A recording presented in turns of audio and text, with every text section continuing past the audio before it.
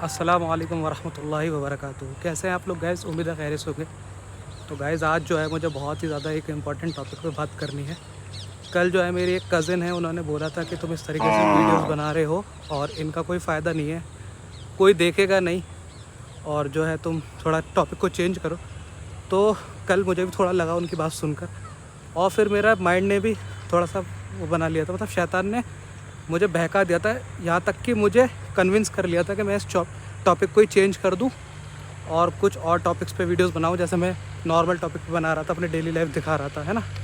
लेकिन हुआ क्या कि कल जब मैं सोया तो अल्लाह ताला ने मुझे कल हल्का सा क़यामत का मंज़र दिखा दिया। मैं बता नहीं सकता गाइस, वो जो मैंने चीज़ देखी ना, और वो लिटरली ऐसा लग रहा था वो चीज़ हो गई है। और मैं, जैसा कुरान में आता है ना कि उस दिन लोग छुपने की जगह ढूंढेंगे और इधर उधर भागेंगे, तो लिटरली यही हो रहा था। मैं बस ये सोच रहा था मैं कहाँ जाऊँ और कहाँ छुपूँ। मतलब इतना ज़्यादा डर था, वो जो मोमेंट था ना, इतना ज़्यादा टेरिफिक था, वो खौफनाक मंज़र जिसे बोलते हैं। और जो कुरान का ट्रांसलेशन, जो आयत आई है, जैसे कि उस दिन तारे बेनूर हो जाएंगे और हम आसमान को लपेटेंगे, तो वो सब चीज़ें हल्की हल्की, मतलब जिस तरीके से कुरान में ट्रांसलेशन, उस तरीके से ही मुझे अल्लाह ताला ने चीज़ें दिखाई। और मैं लिटरली पूरा हालत मेरी ख़राब हो गई थी जब मैं सो के उठा था।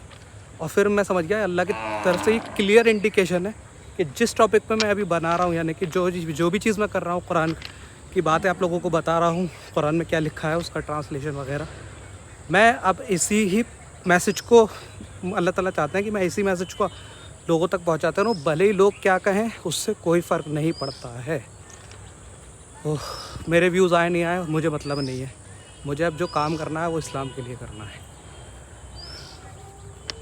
और दूसरी बात ये कि हदीस में भी आया है कि जब क़यामत आएगी, तो जब क़यामत का दिन स्टार्ट होगा तो एक दिन 50,000 साल के बराबर होगा गाइस। और कल जो वो मैंने हल्का सा जो मोमेंट देखा था ना, कि वो जो खौफनाक जो मंज़र मेरी आंखों के सामने था कि मैं कहाँ भागूं और कहाँ छुपूं, और बस यही हो रहा था कि मैं अपनी जान कैसे बचाऊं। वो चीज़ मुझे वाकई में समझ में आ गई थी कि जब, और सूरज को नीचे आते हुए देख रहा हूँ कि अपने बहुत करीब आ रहा है सूरज, और उसकी गर्मी जिस हिसाब से शिद्दत उसकी थी, ओह बाप रे बाप, मैं क्या ही बताऊँ आप लोगों को कि मैंने कल क्या देखा। तो मैं बात ये कर रहा था कि क़यामत का एक दिन 50,000 साल के बराबर है। हमें अपनी 70-80 साल की ज़िंदगी इतनी बड़ी लगती है, हम सोचते हैं अभी हमारे पास बहुत टाइम है, बाद में जाके तौबा कर लेंगे, अभी पहले जवानी में मज़े ले लें, है ना, और उसके बाद जो है बुढ़ापे में जाके तौबा कर लेंगे। तो सोचिए यार गाइस, जब सूरज हमारे सिर्फ 1 मील के ऊपर होगा और हम ऐसे ही खड़े रहेंगे, और एक दिन नहीं, 1 साल नहीं, 1,000 साल नहीं, 10,000 साल भी नहीं, 50,000 साल हो। और ऐसा भी नहीं है कि ये सब झूठ हो, कुरान ने कहा है, यानी अल्लाह ताला ने कहा है कि ये दिन आने वाला है, ऐसा होने वाला है, तो ऐसा होके रहेगा 100%। ये इस चीज़ से कोई मुसलमान डिनाई नहीं कर सकता कि नहीं ऐसा नहीं होगा।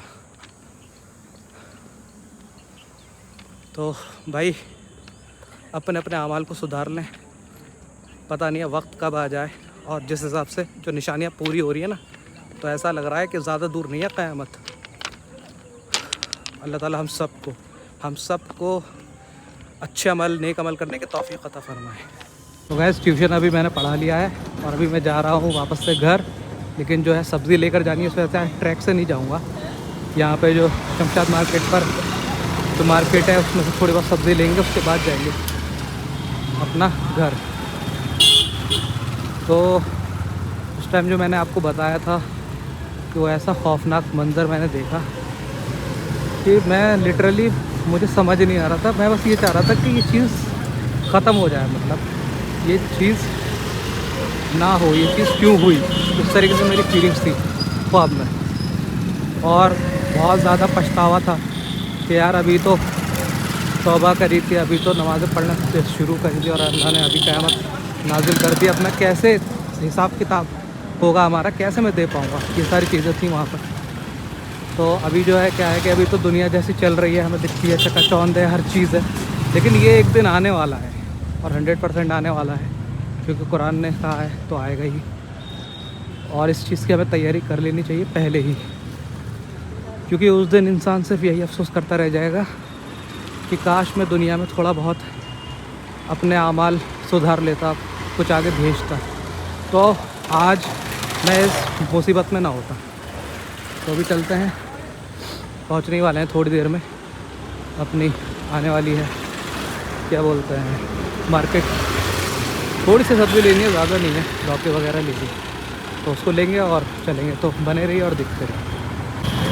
तो गाइस आज देखिए किस तरीके से है, और हल्का हल्का कोहरा कोहरा टाइप का भी हो रहा है। आपको मतलब इसमें नहीं दिख रहा होगा वीडियो में ना, जितना यहाँ पे है एक्चुअल में।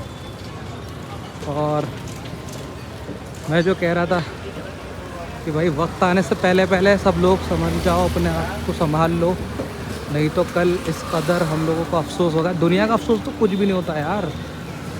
हदीस में यहाँ तक आया है कि इंसान अफसोस के मारे अपनी उंगलियाँ तक खा जाएगा और रोएगा पहले आंसू, फिर रोते रोते आंसू उसके ख़त्म हो जाएंगे तो खून के आंसू रोएगा। जैसे एक वो होती है ना कहावत, खून के आंसू रोगे।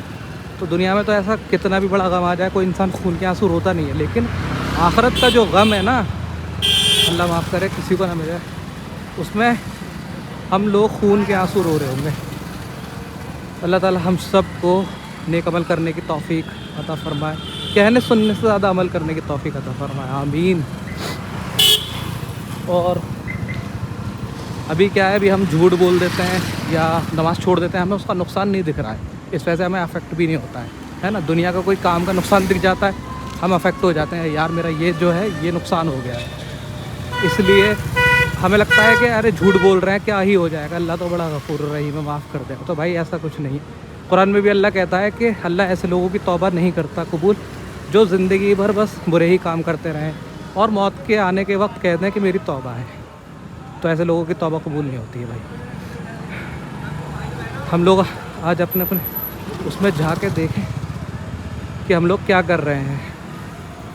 तो अभी जो है पहुंचने वाला हूँ थोड़ी देर में, ये है कुछ इस तरीके से माहौल। और अभी जो है ईशा की भी अज़ानें शायद हो रही हैं कुछ जगह, हाँ अज़ानें हो रही हैं ईशा की।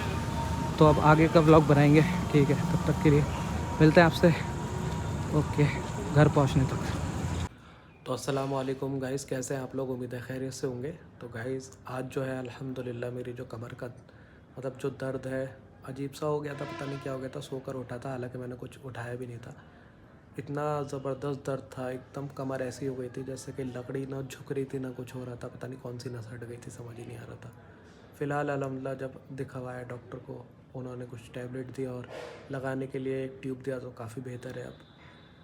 तो आज जो मुझे गाइस बात करनी थी वो बात करनी थी कि देखिए अल्लाह ने हमसे पूछे बिना हमें इस दुनिया में भेजा है।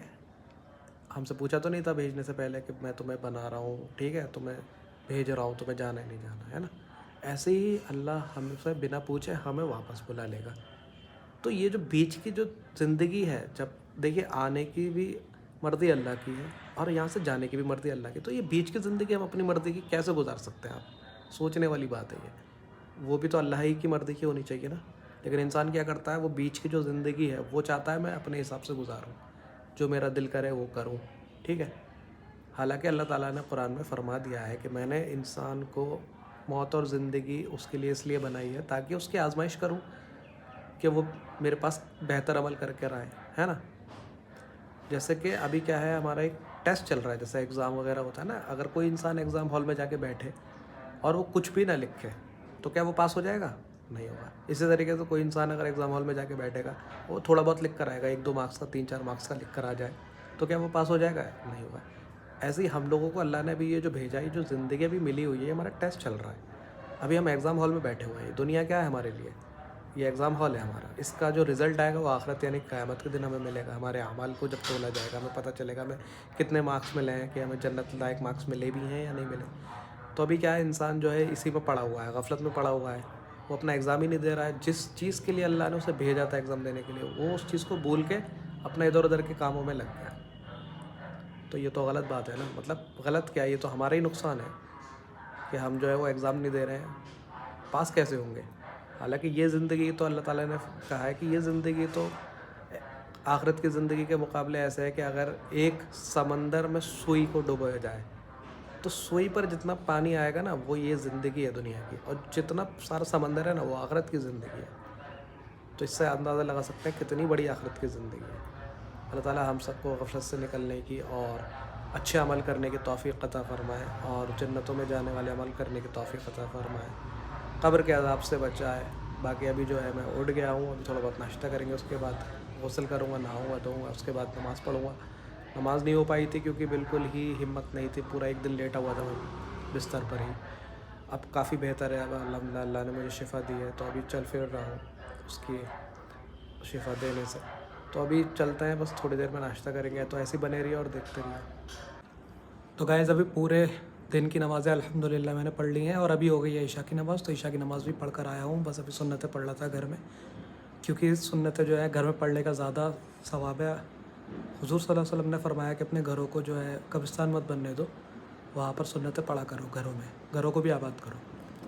तो आज के व्लॉग में बस इतना ही। ऐसे मेरे और अच्छे व्लॉग्स देखने के लिए मेरे और ऐसे ही व्लॉग्स देखने के लिए जिसमें इस्लामिक आपको नॉलेज मिले, तो इस चैनल को सब्सक्राइब कीजिए, मेरे इस व्लॉग को लाइक कीजिए और शेयर कीजिए अपने दोस्तों में। इस पर कमेंट कीजिए अगर आपको अच्छा लगा और कोई चीज़ पूछनी हो तो उस पर मुझे कमेंट करके पूछ लीजिए। बाकी मिलते हैं तब तक आपसे अगले व्लॉग में, तब तक के लिए मुझे इजाज़त दीजिए। फ़ी अमान अल्लाह।